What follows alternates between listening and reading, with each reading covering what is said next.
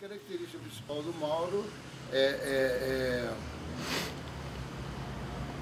é o cineasta da intuição. Ele é autodidata, embora tivesse visto filmes, etc, mas ele aprendeu os rudimentos praticamente sozinho, quer dizer, através da experiência dele. Ele começou com uma câmera até parecida com essa, não é bem uma câmera de cinema, mas é uma câmera Kodak, que hoje ela está até com a Estela Mauro, que é a sobrinha neta dele aqui em Cataguases. Ele trocou uma coleção de selos e essa câmera o levou a começar a fotografar. Ele chegou a ganhar até uns prêmios e foram publicados algumas revistas e tal, isso antes do cinema. Na hora de revelar, como ele fotografava, mas para revelar havia um italiano que tinha chegado em Cataguases, chamado Pedro Comelo, que ele revelava. Ele era um fotógrafo. O Pedro Comelo era um homem de 7 atividades. E o Mauro, quando começa a fazer cinema em Cataguases, ele estava já beirando os 30 anos, mas em 1910, ele estava beirando os 30 anos, 27, mais ou menos 30 anos. E o Comelo já tinha quase 50, então ele inclusive chamava de seu Pedro, né? E o seu Pedro Comelo é que ensinou muito ao Mauro em termos de laboratório, de revelar, enfim, o Mauro começou a se interessar junto com o Pedro Comelo sobre, inicialmente, a fotografia. Eles iam muito ao cinema, que era o Cine Teatro Recreio em Cataguases, e acabou que um dia corre o folclore, que um virou para o outro e falou: poxa, a gente pode fazer a mesma coisa que esses americanos aí estavam fazendo. Os filmes americanos passavam aqui e acabaram saindo para um curta-metragem. Aparece na história, não se sabe muito bem como, uma câmera Pathé Baby 9mm, que essa câmera era uma espécie de câmera de Super 8 que se usou muito nos anos 70 no Brasil e no mundo inteiro, na virada dos 60, que as pessoas começaram a filmar em Super 8, fazer os famosos ABC. No início eram os famosos ABC, que é aniversário, batizado e casamento. Quer dizer, a pessoa tinha uma câmera dessa, em vez de fazer não fazia um filme de cinema, filmava o neném que nasceu, o aniversário do fulano, o casamento da ciclana e tal. Quer dizer, era uma coisa familiar, né? O Mauro pega, ele com ele, eles pegam essa câmera, que era uma câmera francesa, e ela correspondia mais ou menos à câmera do Super 8, que era de facilidade de manipulação, era uma câmera pequena e tal. E em vez de eles filmarem a família, eles partem logo para um filme de ficção, que é o Valadião Cratera, que é enfim, com uma história meio mirabolante lá, tirado Na verdade, os roteiros não importavam muito, não. O que eles estavam interessados naquele início era de ver como funcionava a câmera, como aquilo aquela imagem o que ia acontecer com a imagem, né? Então a história não importava. Então as histórias eram até meio bobocas. É uma mocinha, que é a Eva Comelo que faz, a Eva Nil, que era filha do Comelo. Eles tinham o Valadião, o Cratera, era o Younes, era um árabe. Verdadeiramente tinha as crateras no rosto, o rosto dele era todo... Então ele não precisava de maquiagem, ele já era o próprio Cratera, o Valadião, o Younes. E tem o mocinho, que é o irmão do Mauro, o Chiquinho Mauro, que salva a mocinha, que é a Eva e tal, enfim. Faz aquilo um filme lá, mas que esse filme serviu para quê? Para eles mostrarem para um comerciante em Cataguases, que é o Homero Cortes. O Homero Cortes era dono da Carcacena, que era uma grande loja de comércio, de ferragens. O Homero era amigo do Humberto, na verdade, que o Humberto Mauro tinha várias atividades. Ele jogava bola, ele era goleiro, era nadador, e tênis, enfim. O Mauro tinha várias atividades e entre elas era um exímio jogador de sinuca. E o Homero gostava muito de jogar sinuca. Eu, Ronaldo, cheguei a ver o Homero jogando sinuca ainda eu era, sei lá, dos meus 15, 16 anos, eu vi o Homero e ele jogou muito com o Mauro, ficaram amigos e tal. E o Mauro resolve mostrar ele, essa experiência dele com o comeiro do filme, e ele ficou fascinado, não sabia disso, não sei o que, resolve bancar a aventura cinematográfica dos dois, e eles vão ao Rio de Janeiro. E no Rio de Janeiro eles compram uma câmera profissional, uma Hernemann 35mm, uma câmera alemã, que era o top das câmeras, né? Então a câmera vem para Cataguases e o Mauro já começa a fazer o primeiro filme realmente dele, Primavera da Vida, com essa câmera profissional. Então ele deu um pulo de uma câmera que não era nem 16mm, nem nada, já para 35, né? Que logo depois se associa a eles principalmente ao Homero, o Agenor de Barros, que era um outro comerciante que vendia automóveis e que havia sido gerente do cinema. Ele não é que ele se interessasse no cinema, ele havia sido gerente comercialmente do cinema, do Cine Teatro Recreio.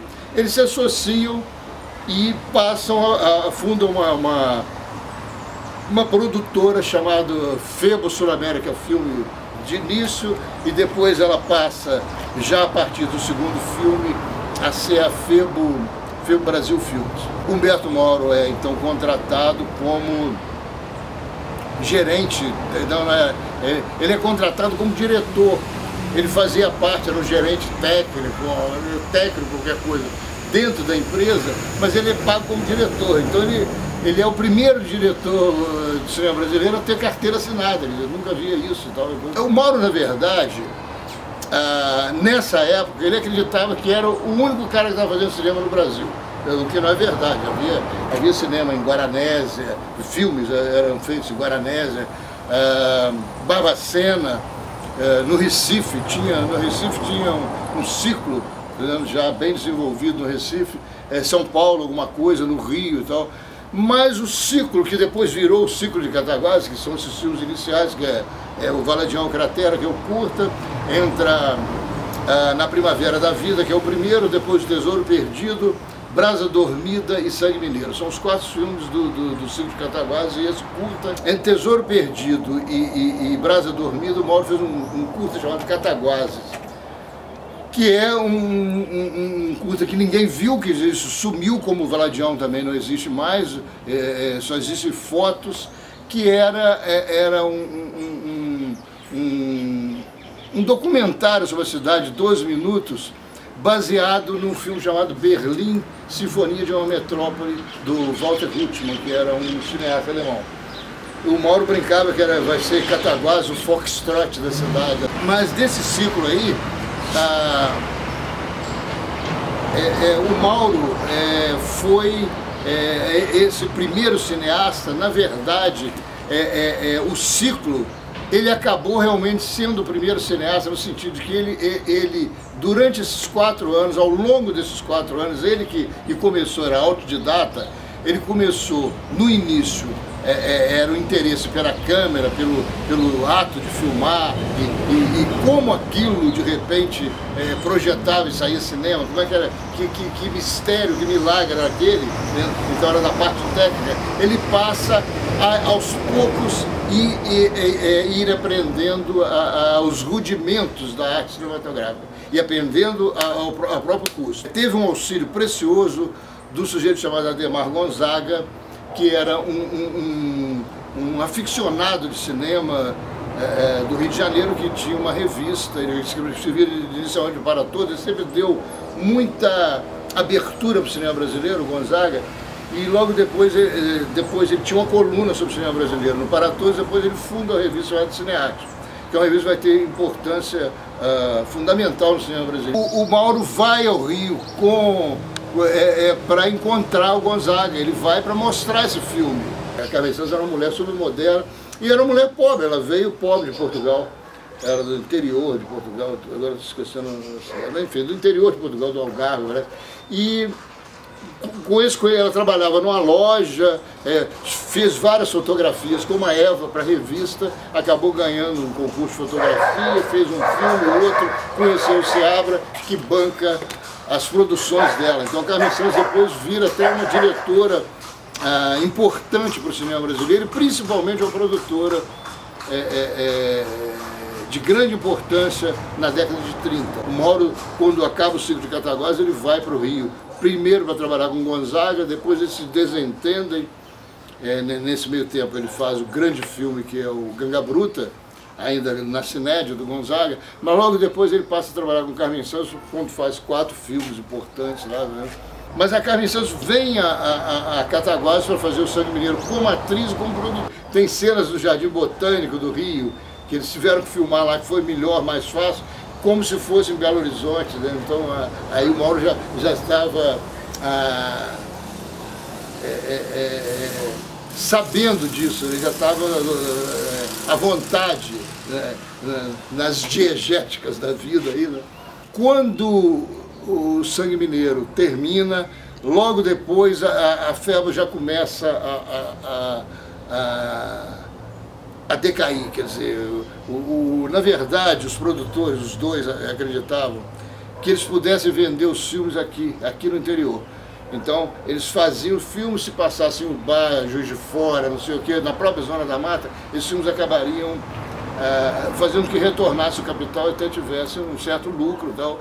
Quando não era bem assim. Em determinado momento ele começa a fazer uma série, ainda para o estúdio, chamada Brasilianas, onde ele pega os cantos, canto-trabalho, os cantos do povo brasileiro e traz aqui para o interior de Minas, onde ele vem filmar aqui nos arredores de Volta Grande, aqui em Cataguases e tal, e que ele retorna às origens. Aí ele pega o Mauro, a poética rural dele, aquilo estava na carne dele. O grande Mauro, para mim o grande Mauro é o Mauro desses documentários, que culmina com a Velha Fiar de 64, que é uma aula de montagem, né? O homem Mauro era aquilo, tanto é que ele volta no final da vida a morar em Volta Grande, no meio rural.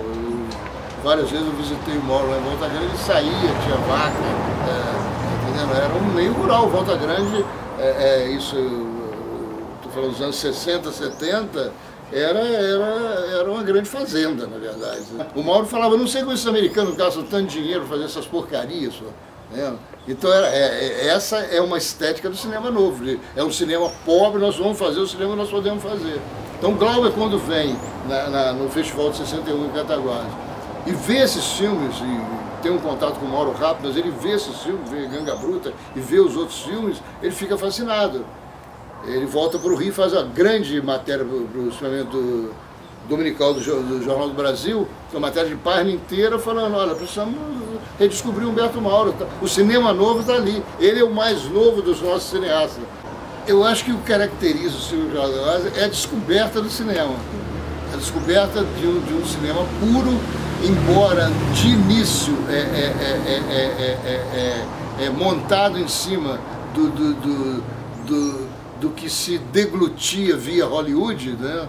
Mas um cinema que acabou sendo autêntico. O Mauro não foi um grande diretor de atores, não. Eu acho que era a composição da cena como um todo, né? Um belo touro competia com um belo ator, entendeu? Se aquele boi que estivesse lá no alto do morro, numa daquelas cenas que o Mauro tanto gostava, que ele tanto gostava, o boi lá encontra plongé com o sol, né? Aquela composição cenográfica, né? Filmográfica, de repente valia mais do que um close de um ator. O que singulariza cada filme é esse caminhar do Mauro para uma maturidade cinematográfica em pouco tempo, em menos de 5 anos. Tá? Então, a cada filme, ele vai crescendo como cineasta.